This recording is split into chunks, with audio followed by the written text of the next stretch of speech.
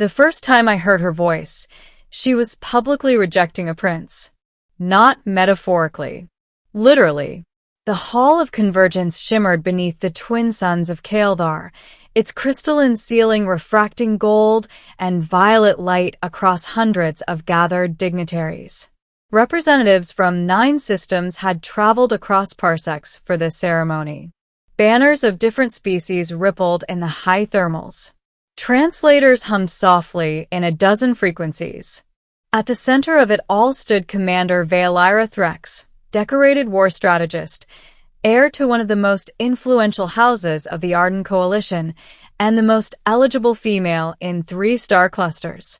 She was tall, even for her kind. Silver-blue skin that reflected light like polished metal. Hair cascading in luminous strands down her back. Eyes that burned with quiet intelligence rather than warmth. Across from her knelt Prince Taurin of Mir. He was radiant in ceremonial armor, offering the traditional vow crystal, a living shard that would bond to both participants if accepted. Veilira did not touch it. Her voice carried across the hall without amplification. "I do not seek a mate," she said calmly. A ripple of shock pulsed through the assembly. Prince Taurin's expression faltered. "Commander," he began carefully, "this alliance would strengthen both our houses." "My house is strong," she replied. "And companionship?" Her gaze did not waver. "I have no use for it." The silence afterward was so absolute I could hear the faint clicking of my translation implant recalibrating.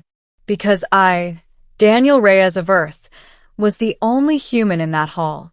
I had arrived on Kaeldar 3 weeks earlier as part of a Terran diplomatic scientific exchange program. Humanity was still the youngest interstellar species in the Coalition, respected for our adaptability and engineering ingenuity, but viewed with cautious curiosity. My official title was Cultural Systems Liaison. In reality, I was there to observe, learn, and avoid embarrassing Earth. I hadn't expected to witness a public rejection that would echo through political channels for months.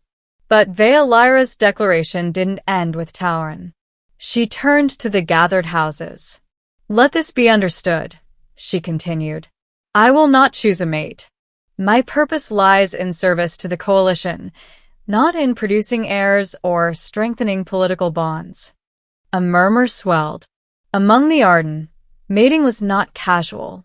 Bonds were strategic, genetic, and deeply symbolic. Refusing all proposals was unprecedented. And yet she stood there, unflinching. I should have been focusing on the diplomatic implications. Instead, I found myself studying her expression. There was no arrogance in it. No disdain. Only conviction. Later that evening, during the reception, I stood near a crystalline balcony overlooking the city's cascading towers. Kaeldar's architecture curved upward like frozen waves, illuminated by bioluminescent flora woven through the structures. I felt conspicuous in my tailored Terran suit. Human. The voice came from behind me. I turned. Commander Veilira Threx stood only a few steps away. Up close, she was even more striking, not just physically, but in presence. There was a gravity to her. "Yes," I replied. "You observed the Convergence ceremony." "I did. Your species bonds differently." "We do." "For affection," she said, almost analytically. "Sometimes," I admitted. "Sometimes for politics. Sometimes for survival. Humans are inconsistent." Her lips curved slightly, not quite a smile. "You find our customs strange. I find them structured." She studied me with open curiosity. "You are not offended by my refusal." "It's not my place to be offended, but you have an opinion." I hesitated. "On Earth," I said carefully, "choosing not to marry is considered a personal decision. Some still judge it, but it's increasingly accepted." She tilted her head. "You assume I face judgment, don't you?" Her gaze shifted toward the distant skyline. I face expectation, she corrected. Middle, collision of worlds. Our next interaction came unexpectedly. 2 days after the convergence, I was summoned to a strategic briefing chamber within the Coalition's central tower. To my surprise, Veolyra was present. So were several senior tacticians, and an enormous holographic projection of a destabilized star system. This is the fourth Expanse, one of the advisors explained. A fringe region experiencing gravitational anomalies. The projection zoomed in on a series of destabilizing orbitals. Preliminary scans suggest artificial manipulation. I leaned forward. Sabotage. Possibly, Veolyra said. Her eyes shifted to me. Human engineering has experienced stabilizing, unpredictable systems. I blinked. You want my help. We want your perspective. That was how it began. The fourth Expanse became our shared problem. Unstable wormhole corridors. Fluctuating stellar output. Collapsing trade routes. I worked alongside ardent physicists and tacticians, analyzing data streams in a chamber that hummed constantly with layered frequencies. Veolyra was everywhere, calm, decisive, precise. She did not socialize. She did not linger in idle conversation. But she began asking me questions beyond the technical. On Earth, she said once as we reviewed gravitational simulations, how do your kind differentiate between strategic alliance and emotional attachment? We don't always, I admitted. That seems inefficient. It is, I said with a grin. But it's also what makes us human. She watched my expression. You smile frequently. It's a reflex. Why? Sometimes because I'm amused. Sometimes because I'm nervous. Sometimes because silence feels heavy. She absorbed that. Arden do not mask discomfort with facial expression.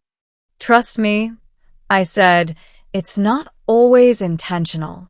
For a fraction of a second, her gaze softened. The breakthrough came when I noticed a pattern in the anomaly fluctuations, a rhythm hidden beneath apparent chaos. They're using resonance pulses, I said, adjusting the holographic display. Microshifts timed to amplify existing instabilities. Who? An advisor demanded. Doesn't matter yet, Veolyra replied. Can we counter it? Yes. But we'd need to insert a stabilizing array directly into the Expanse. That region is volatile, someone objected. Veolyra's eyes met mine. You would go? I swallowed. Yeah. I would. A pause. Then I will accompany you, she said. You don't have to. I do not delegate responsibility. The journey to the fourth Expanse took 3 days aboard a Coalition cruiser. It was the first time I saw Veolyra outside formal settings. She stood often at the observation deck, watching the stars slip by in silent streams of light. You prefer solitude, I observed. I prefer clarity, she corrected. About purpose. I leaned against the railing beside her. Is that why you swore never to choose a mate? She didn't respond immediately. Bonding, she said at last, creates vulnerability. Vulnerability compromises strategic objectivity. Or it strengthens it. I countered. How?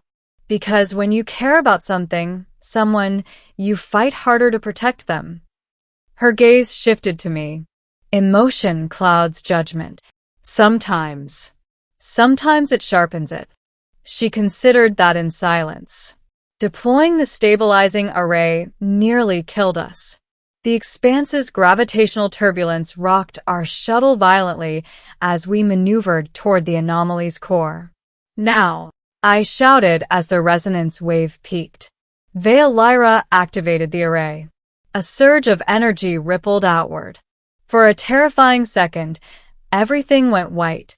Then the turbulence eased. Stellar output stabilized incrementally. Trade routes flickered back into alignment.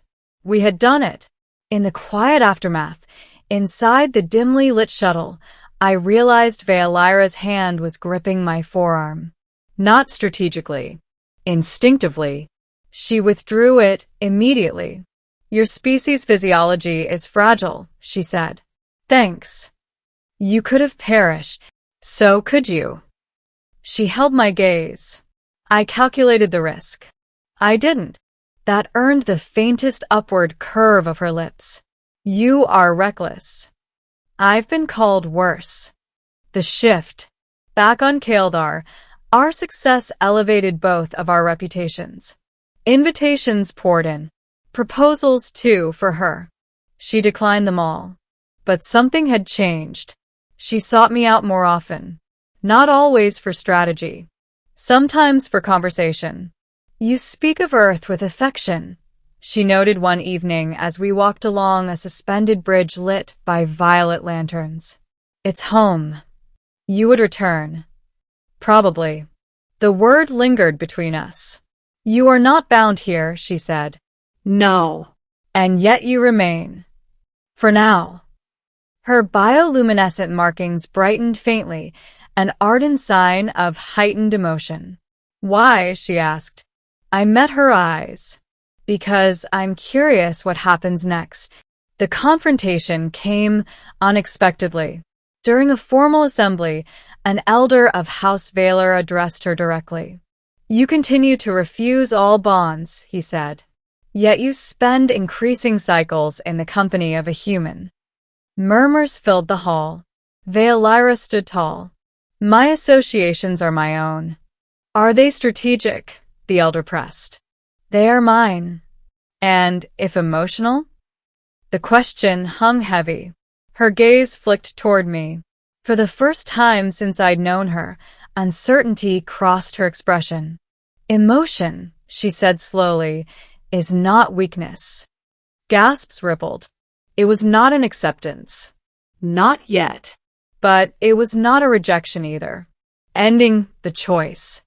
She asked me to meet her at the Hall of Convergence at dusk, the same place she had publicly sworn never to choose a mate.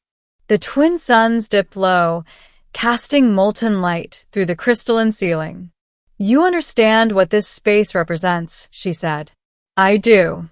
I once believed bonding would diminish me, she continued, that it would confine my purpose. And now, she stepped closer. I have observed you. Your species bonds not from obligation, but from connection. That's the idea. You fight fiercely for those you value. I do. Her voice softened, barely. You have altered my understanding.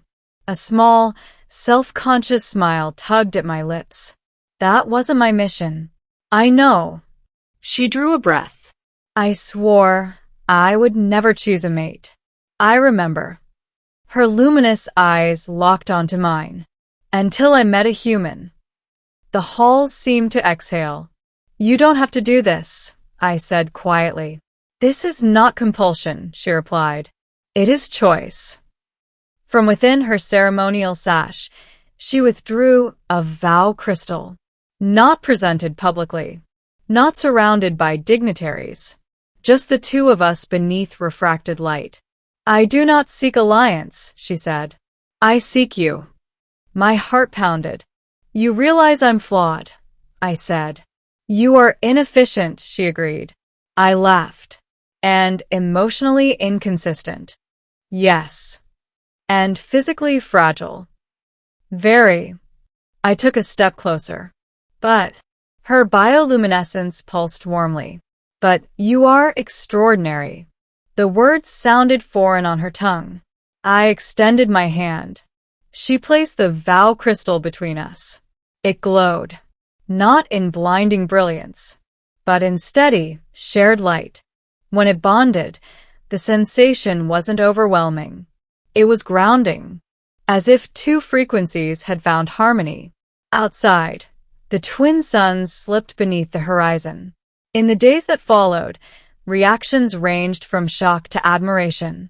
Some questioned her. Some celebrated. But none could deny the strength of her conviction. She had not been coerced. She had not surrendered ambition. She had expanded it. As for me, I remained human, still flawed, still smiling too often, but no longer just an observer in a foreign hall. One evening, standing together on the same balcony where we first spoke, I asked her something. Do you regret it? Choosing you, she clarified. Yes. She looked out at the luminous city below. No. A pause. I understand love now. I squeezed her hand gently. Welcome to the chaos. She glanced at me. Chaos, she said thoughtfully, can be beautiful. Above us, stars shimmered across Kael'dar's night sky. An ardent commander who once swore never to choose. A human who never expected to be chosen. Two worlds, once parallel, now intertwined.